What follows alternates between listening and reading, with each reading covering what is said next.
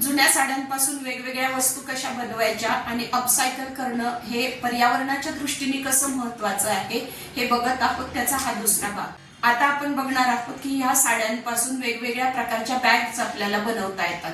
जुन्या साड्या आपल्याकडे सर्वांकडे असतात आणि त्या नुसत्याच ठेवलेल्या असतात किंवा वापरायच्या नसतात किंवा जुन्या स्टाईलच्या होतात.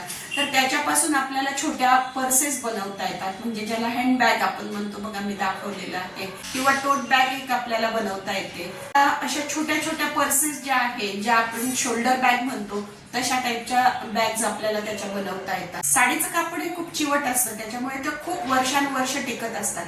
याच्यापासून अशा ट्रॅव्हल बॅग पण तयार करतात बघा. अशा जुन्या साड्या ज्या आहेत त्याला अस्तर लावून सुद्धा तुम्हाला अशा बॅग बनवता येतात किंवा त्याच साडीचं अस्तर पण तुम्हाला लावता येतं. बेल्ट मध्ये खरं स्किल आहे. बेल्ट जर चांगला असेल तरच तुमची बॅग चांगली दिसते. आणि बेल्ट जर तुम्हाला जमत नसेल तर रेडीमेड बेल्ट सुद्धा तुम्ही वापरू शकता. तर अशा प्रकारे वेगवेगळ्या पर्सेस या जुन्या साड्यांपासून बनवता येतात आणि त्या खूप टिकाऊ पण असतात. तर साडीच्या बॅगचं प्रशिक्षण पण आपण घेतो. त्यावेळेला महिलांनी काही बॅग बनवल्या, त्या तुम्हाला मी दाखवते आहे. आता ही जी साडी होती, नवीच साडी होती, परंतु ही मी कधी नेसणार नव्हती, त्याच्यामुळे तिचे असं बॅग तयार करून घेतली बघा. मध्ये असे 2 कप्पे आहेत आणि मध्ये सुद्धा तिने केलेलं आहे काय काय काम, आणि त्याला असे बेल्ट लावलेत. जे मी तुम्हाला आधी म्हटलं होतं की बेल्टचं जर फिनिशिंगचा कॉन्फिडन्स नसेल तुम्हाला, अशा प्रकारचे रेडीमेड बेल्ट मिळतात, ते बेल्ट लावले जेणेकरून त्याचा गेटअप चांगला आला पाहिजे बघा. आणि हे जे बेल्ट आहे हे खालून असे घेतलेले आहेत, त्याच्यामुळे याला पूर्ण सपोर्ट असतो आणि ह्या बॅग ज्या आहेत या तुटत पण नाहीत आणि वर्षानुवर्ष टिक. ही बॅग जी आहे मी 2015 ला करून घेतली होती. अजून जशीच्या तशी आहे, वॉशेबल असते आणि मध्ये याच्या एक अस्तर लावलेलं आहे बघा. हे खूप स्वस्तातलं अस्तर असतं. हे तुम्ही त्याच साडीचं पण अस्तर लावू शकतात. तशाच वेगवेगळ्या प्रकारच्या बॅग तुम्ही करू. आता ही बघा, ही एक ट्रॅव्हल बॅग आहे, साडीचीच बनवलेली. बेल्ट पण खालीपर्यंत घेतलेत बघा असे, आणि याच्यामध्ये बऱ्याच गोष्टी आपल्या ठेवू शकतो आपण, किंवा ह्या ट्रॅव्हल बॅग म्हणून सुद्धा वापरल्या जातात किंवा स्टोरेज बॅग म्हणून सुद्धा वापरल्या जातात. याला एक झिप दिलेली असते आणि त्याच्यामध्ये आपण किती वस्तू ठेवू शकतात. हे सुद्धा मी 2015 ला करून घेतलेली बॅग आहे. कितीतरी वेळेला धुतलेली आहे ही, म्हणजे आता बघा 15 ने 10 25 आणि 26 म्हणजे जवळपास 11 वर्ष ह्या बॅगला झालेली आहेत. कारण साड्या ह्या खूप वर्षानुवर्ष टिकतात बघा. म्हणजे पूर्वी तर पिढ्यानपिढ्या टिकायच्या, आता वर्षानुवर्ष टिकतात. म्हणजे साडीला लाईफ खूप जास्त आहे, म्हणून त्या साड्या आपण पुनर्वापर त्याचा केला पाहिजे आणि त्याच्या छोट्या छोट्या तुकड्यांपर्यंत त्याचा वापर केला पाहिजे.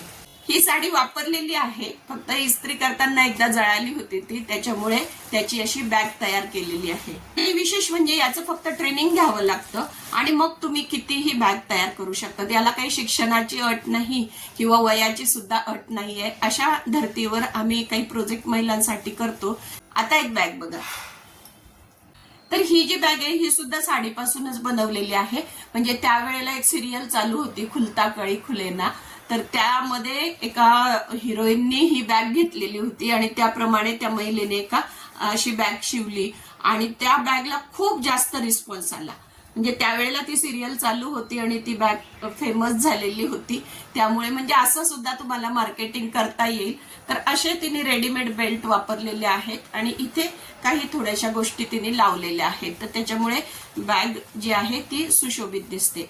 आता त्या साडीतले काही तुकडे जे उरलेले असतात त्याच्यात तुम्ही अशा हँड पर्स पण बनवू शकतात बघा. तिने मला करून दिलेले आहे. अशाच न वापरणाऱ्या साड्यांचे तुम्ही अशा स्लिंग पर्स पण बनवू शकतात बघा, किंवा उरलेला तुकडा असेल तर त्याच्या अशा स्लिंग पर्स बनवू शकतात. त्याच्यामध्ये तुम्हाला वेगवेगळी व्हरायटी करता येते, परंतु इथे एक कप्पा असतो ज्याच्यामध्ये तुम्ही काही गोष्टी ठेवू शकतात आणि मोबाईलसाठी वगैरे तुम्हाला इथे एक अजून कप्पा दिलेला असतो. नंतर अशा छोट्या छोट्या पर्सेस आहेत, त्या पण तुम्ही बनवू शकता. या साड्या ज्या आहेत अतिशय स्वस्तातल्या साड्या आहेत आणि त्या कोणीतरी दिलेल्या असतात आणि त्या कधी आपण वापरणार नसतो. तर का देतात माहिती नाही, पण अशा ज्या साड्या आहेत त्या वापरण्याजोग्याच नसतात. त्या बहुधा एक दुसरीला द्यायसाठीच ते बनवलेले असतात. तर त्याच्यापेक्षा या साड्या देण्यापेक्षा अशा प्रकारच्या पर्सेस करून दिल्या तर त्या गिफ्ट म्हणून जरी दिला तरी चालेल. आमच्या कोणीतरी घरी आल्यानंतर त्यांना आपण गिफ्ट म्हणून ही पर्स देऊ शकतो. अशा प्रकारच्या साडीच्या बॅग तुम्ही तयार करू शकतात.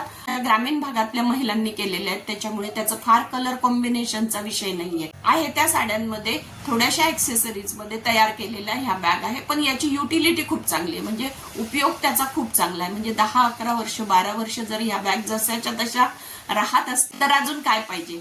काही महिला अशा साडीपासून बॅग ज्या शिवतात त्या हळदी कुंकवाला सुद्धा देतात, जर नव्या साड्या असतील तर. पण जुन्या साड्या असतील तर तुम्ही मात्र स्वतःसाठी त्या वापरल्या पाहिजे. अशा प्रकारे आपण साडीचं रिसायकलिंग केलं, अपसायकलिंग केलं किंवा पुनर्वापर केला तर त्याच्यापासून वेगवेगळ्या वस्तू आपल्या उपयोगाच्या बनवता येतात. आणि बाहेरून त्या फालतू वस्तू आणण्यापेक्षा किंवा एकदमच साध्या साध्या असतात, फक्त त्याचे रंग चांगले असतात आणि त्या लगेचच फाटतात किंवा खराब होऊन जातात, त्याच्यापेक्षा हे सस्टेनेबल मॉडेल म्हणून आपण वापरलं पाहिजे की हे शाश्वत आहे आणि हेच आपल्याला वापरायचं आहे. हे जेव्हा आपण ठरवतो तेव्हा बाकीचे लोक काय म्हणतील याचा विचार येत नाही, कारण आपल्याला माहिती आहे की आपण काय करतो आहे, आपण पर्यावरणाची सेवा करतो आहे. एवढं जरी मनात आपल्या राहिलं ही खूप मोठी गोष्ट होईल की सगळ्यांनी आपापल्या घरातल्या ज्या कोणत्या वस्तू असतील त्या अपसायकल करा, रिसायकल करा किंवा रियूज करा. त्याला RRR मॉडेल म्हणतात. म्हणजे आपल्याला नेहमी वाटतं ना की मी देशासाठी काहीतरी केलं पाहिजे. 15 ऑगस्टला आणि 26 जानेवारीला तर जास्तच आपल्या भावना उफाळून येतात. तर त्यावेळेला असा संकल्प तुम्ही केला की हा, देशासाठी मी अपसायकलिंग करणार आहे किंवा पुनर्वापर माझ्या वस्तूंचा करेल, म्हणजे माझ्या घरातला कचरा तरी मी जास्त वेळाने बाहेर टाकेल, तर ती सुद्धा एक देशसेवा होऊ शकते. आता ह्या ज्या बॅगा आहेत ह्या महिलांनी शिवलेल्या आहेत. आत्ताच्या ज्या नवीन मुली आहेत किंवा तरुण मुली आहेत त्यांनी सुद्धा अशा प्रकारच्या बॅग शिवल्या पाहिजे, कारण त्यांना एक फॅशन सेन्स आहे किंवा कलर कॉम्बिनेशनचं नॉलेज आहे. त्यांनी सुद्धा अशा बॅग तयार केल्या पाहिजे.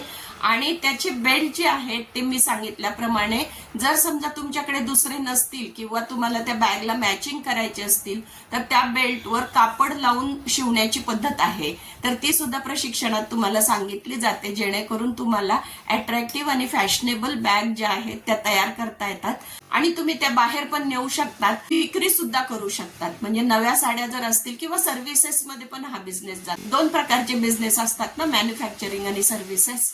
तर मॅन्युफॅक्चरिंग म्हणजे तयार करणं आणि सर्व्हिसेस म्हणजे त्यांच्या साड्या घेऊन आपण शिवून देणं. ह्या दोन्ही प्रकारचे रोजगार याच्यामध्ये आहेत आणि ह्याच्यामध्ये चांगली कमाई तुम्ही करू शकता. आमच्या बऱ्याचशा महिलांनी अशा बॅग शिवून बरेच पैसे कमवलेले आहे आणि मुलांची शिक्षण सुद्धा पूर्ण केलेली आहेत त्या पैशांवर.